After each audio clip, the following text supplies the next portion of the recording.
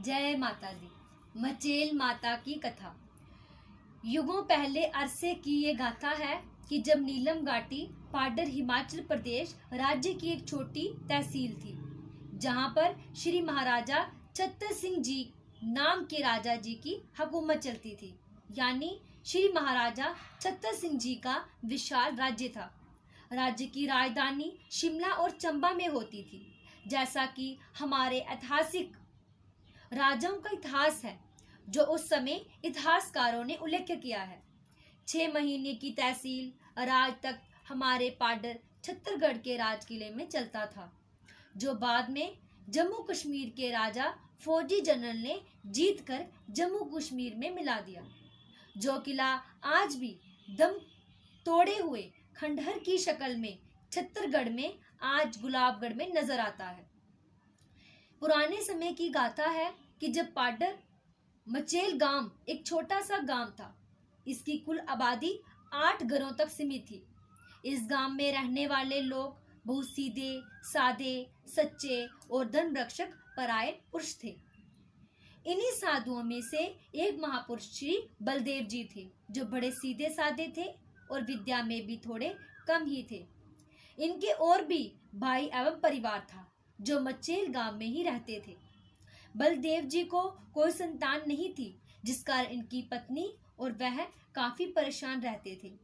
ये एक ऐतिहासिक रीति है कि हमारे देश भारत वर्ष में माघ संक्रांति पे देवी देवताओं की पूजा, दान इत्यादि के लिए बहुत पुण्य का महीना होता है। इस माह की 1 तारीख से 7 दिन पितरों के लिए दान, पूजा, स्नान इत्यादि किया जाता है।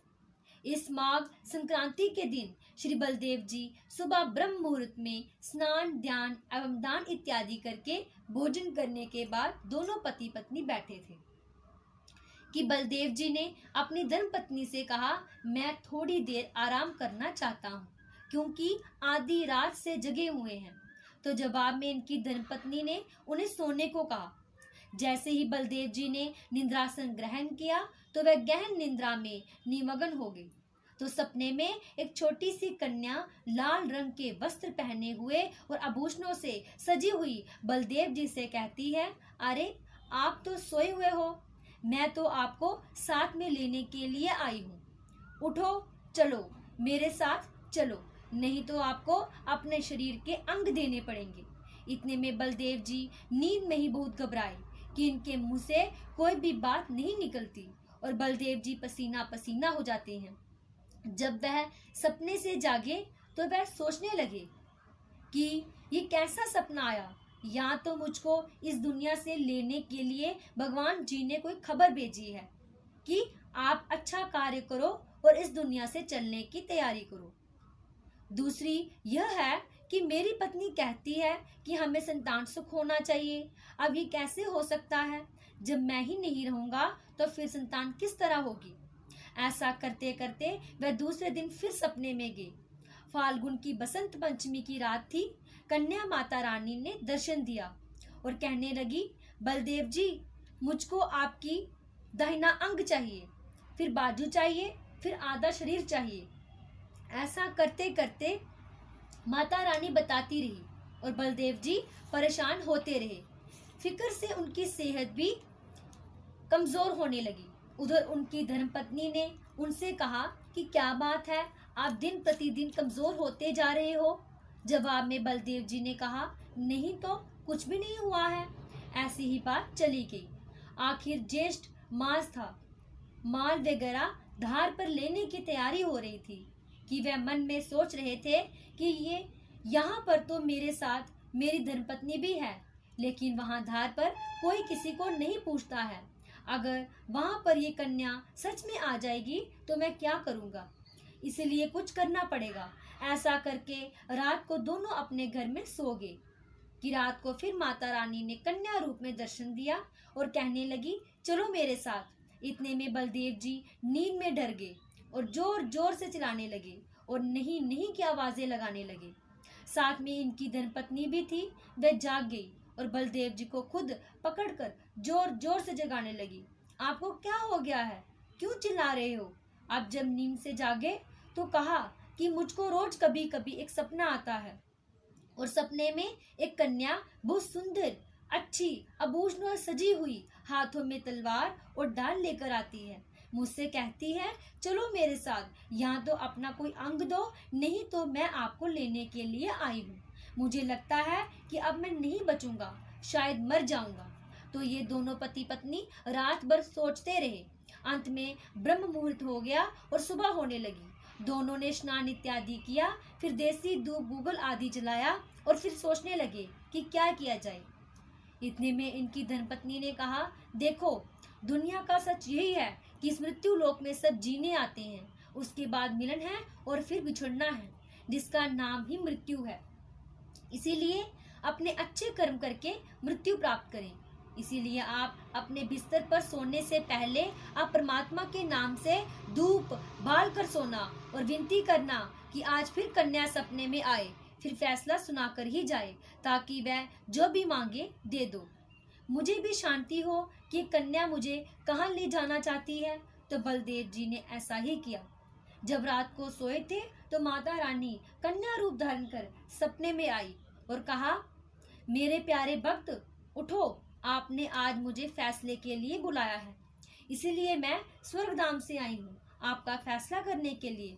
इतने में बलदेव जी सपने में हाथ जोड़कर खड़े हो गए और विनती करके कहा, कन्या रानी कहो, कहाँ जाना है। माता रूपी कन्या ने कहा, आज कहीं नहीं चलना है, अब बहुत समय बीत गया है, इसलिए आज यहीं पर फैसला करूंगी। तो बलदेव जी ने कहा, जो माता की इच्छा। माता बोली, क्या आप मेरे साथ इस दुनिया से चलोगे। तो बलदेव जी ने कहा, जरूर चलूंगा। फिर कन्या रूपी माँ बोली, नहीं, मैं तो आपका सिर लूंगी।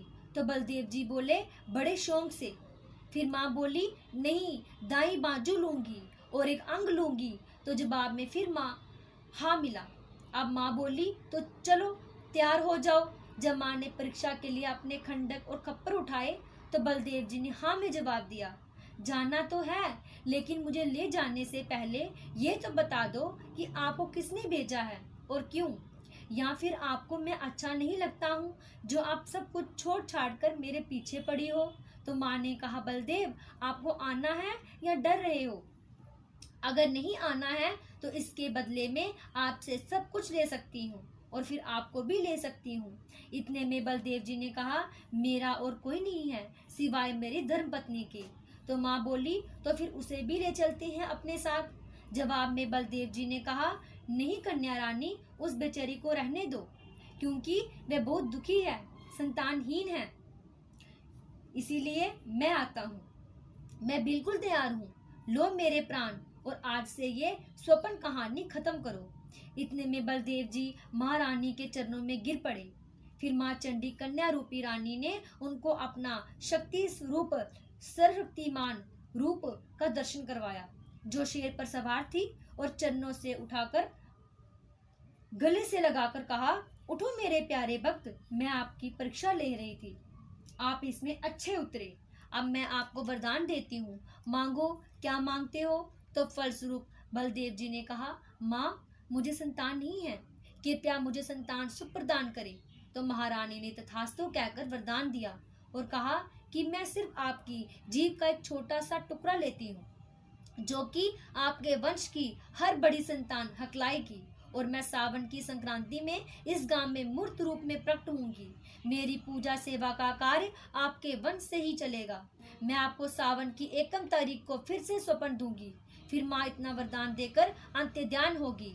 जो स्वप्न खुला तो बलदेव जी की धर्मपत्नी ने सुबह पूछा, तो बलदेव जी ने सारा हाल सुनाया, और फिर माँ 1 सावन को सपने में आई और बलदेव जी से कहा, कल की तारीख को 2 तारीख रात की शाम के ठीक 11 बजे गांव के ऊपर जो स्थान है उस जगह थोड़ी सी जगह साफ करके चौका लगा लेना, और फिर किसी को भी नजर नहीं आना।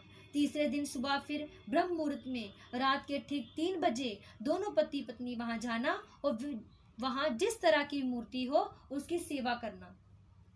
आगे मैं बताती रहूंगी। जब तीसरे दिन सुबह ये दोनों वहां उसी साफ किए स्थान पर गए तो देखा कि माँ रानी की काले रंग की मूर्ति खुद ब खुद चमक रही है और सुंदर धूप की सुगंध महक रही है। बलदेव जी ने और उनकी धर्मपत्नी ने सोचा कि हम इस मूर्ति को अपने घर ले जाकर इनकी सेवा अर्चना करेंगे। तो बलदेव जी ने हाँ में जवाब दिया। यही विचार करके बलदेव जी ने इस मूर्ति को उठाना चाहा, मगर वह मूर्ति नहीं हिली। रात को माता रानी ने बलदेव जी को दर्शन देकर कहा, मेरे प्यारे सेवक, तुम मेरी वहीं उसी स्थान पर पूजा अर्चना करो, बाकी मैं खुद बताती रहूंगी। इस गांव के बाकी 7 घर भी मेरी सेवा करेंगे। तो फिर ऐसे सब जगह खबर फैल गई। जगह जगह से लोग दर्शन करने आए और फिर राजा हिमाचल छत्तर सिंह जी भी हर साल मचेल आते थे और माँ के दर्शन करते थे। फिर माँ का मंदिर भी बनवाया। माँ के मंदिर की 4 दीवारी पलाली से लेकर लुसेनी तक के लोगों ने बनवाई। कुछ समय के बाद पूरे भारतवर्ष में महामारी फैली, खासकर देहाती इलाकों में। इसी दौर में राजा हिमाचल छत्तर सिंह जी ने भी माँ से विनती की कि मेरे राज्य में से महामारी शीघ्र अतिशीघ्र मिट जाए तो मैं जगह जगह गांव में, शहर में आपके मंदिर बनवाऊंगा और फिर इलाके में मेल नाम से जागरूक कुंड करवाऊंगा। तो राजा जी की विनती से माता रानी ने पूरे राज्य से बीमारी को दूर कर दिया, महामारी को समाप्त कर दिया। और वचन के निभाने पर राजा ने माता रानी चंडी के मंदिर हर गांव, शहर में बनवाए। फिर कुंड जागरू नाम के मेले लगवाए। एक बार की बात है कि राजा हिमाचल श्रीमान छत्तर सिंह जी ने अपने सेवकों से कहा कि मचेल गांव दूर है, आप जाकर माता रानी की मूर्ति, उनके आभूषण, उनके शस्त्र इधर ले आओ। माँ का मंदिर छत्तरगढ़ में बनवाएंगे। छत्तरगढ़ जो आज गुलाबगढ़ के नाम से मशहूर है। राज आज्ञा से राजा के सेवक वहां से मचेल गांव पहुंचे। वहां गांव के नंबरदार, चौकीदार और गांव के कार्यकर्ता जमा किए और पुजारी बलदेव जी से कहा कि आप मंदिर में चलो। राजा की आज्ञा है कि माता रानी की मूर्ति बड़े शान के साथ बंगले में सवार करके माँ के आभूषण, त्रिशूल, शस्त्र आदि छत्तरगढ़ में लेने हैं और वहां पर ही माता रानी का मंदिर स्थापित करना है। राज आज्ञा का पालन करने के लिए बलदेव जी मंदिर में गए, लेकिन मूर्ति को छूने से पहले ही उनके हाथों और बाजुओं में जोर का दर्द शुरू हो गया।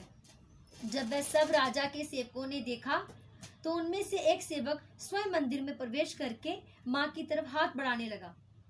उसे भी जोर का झटका लगा, बाजू में चोट लग गई। बस फिर सब वापिस आए और 6 महीने बाद महाराजा से उनकी भेंट हुई। सेवकों ने राजा को विस्तार पूर्वक पूरी कहानी सुनाई। फिर एक दिन राजा को घोड़े से गिरकर चोट लग गई तो राजा छत्तर सिंह जी ने समझ लिया कि वही दाम माँ का वास्तविक चंडी दाम है। इसीलिए मैं खुद जाऊंगा और माँ से माफी मांगूंगा और माँ का त्रिशूल लाकर माँ के चरणों में स्पर्श करवाकर छत्तरगढ़ में चंडी माँ का मंदिर बनवाऊंगा और मेला पूरा पाडर जागरण के नाम से लगवाऊंगा।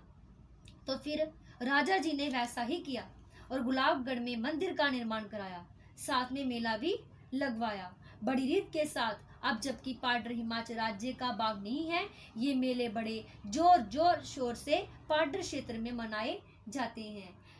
माता रानी मचेल निवास करने वाली माँ दुर्गा से विनम्र प्रार्थना है कि वो पूरे भारतवर्ष में फैली हुई महामारी को भी समाप्त करें और अपनी कृपा दृष्टि डालें। जय माता दी।